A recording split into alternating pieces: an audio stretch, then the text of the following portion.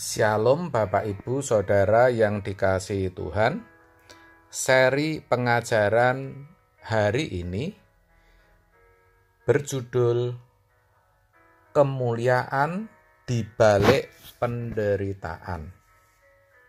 Saudara, perjuangan kita untuk berkeadaan sebagai anak-anak Allah yang sah atau huios memang bukan sesuatu yang mudah untuk diperoleh. Kekudusan dan hidup tidak bercela memang mudah diucapkan, tetapi memang sulit untuk dilakukan. Bahkan seringkali membuat kita menderita. Ya, karena kita harus menyangkali diri kita sendiri. Kita harus tidak mengingini apa yang kita ingini. Kita harus mengingini apa yang tidak kita ingini, supaya kita bisa menyukakan hati Bapa. Kita harus bersedia masuk dalam sekolah kehidupan yang dirancang Bapa. Hal itu bisa melalui gesekan dengan orang di sekitar kita, tetapi juga bisa melalui pengalaman hidup yang pahit, atau kejadian-kejadian yang membuat kita berduka. Tanpa demikian, kita hanya akan menjadi anak-anak gampang atau notos.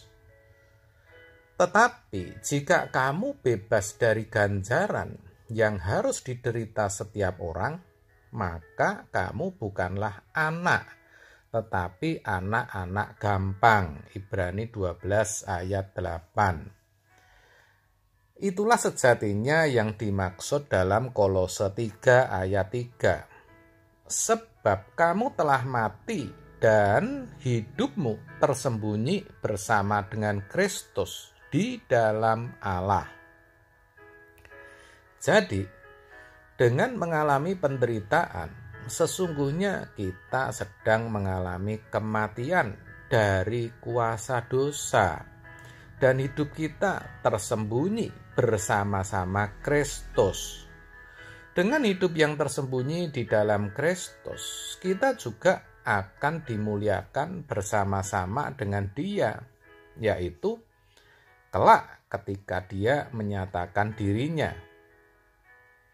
Dituliskan, apabila Kristus yang adalah hidup kita menyatakan diri kelak, kamu pun akan menyatakan diri bersama dengan Dia dalam kemuliaan. Kolose 3 ayat 4. Dengan demikian, fokus hidup kita harus senantiasa kepada kemuliaan yang akan kita peroleh, yaitu ketika kita mau menderita bersama-sama Dia. Roma 8 ayat 17. Dan jika kita adalah anak, maka kita juga adalah ahli waris. Maksudnya orang-orang yang berhak menerima janji-janji Allah, yang akan menerimanya bersama-sama dengan Kristus, yaitu jika kita menderita bersama-sama dengan Dia, supaya kita juga dipermuliakan bersama-sama dengan Dia. Oh, ini tidak mudah, saudara. Sayangnya jarang sekali yang memahami. Akibatnya, banyak orang percaya yang berpikir penderitaan itu sebagai suatu kecelakaan atau musibah yang membuat hidupnya hancur. Padahal kan tidak demikian. Justru penderitaan adalah jalan yang Tuhan sediakan bagi kita untuk menerima janji-janjinya, yaitu kemuliaan bersama-sama Dia. Hal ini bisa terjadi karena banyak orang tidak mau memandang kehidupan di balik kematian. Mereka berpikir bahwa satu-satunya kesempatan untuk menikmati hidup hanyalah di dunia ini. Ini salah, saudara. Karena hidup di dunia ini suatu saat pasti akan berakhir.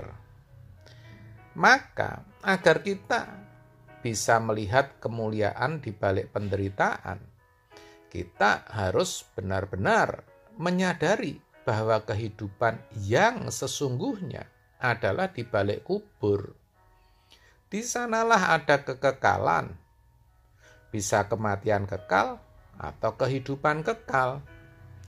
Kematian kekal berarti kehinaan selama-lamanya sebagai sampah kekal, di mana kita akan terpisah dari Bapa untuk selama-lamanya.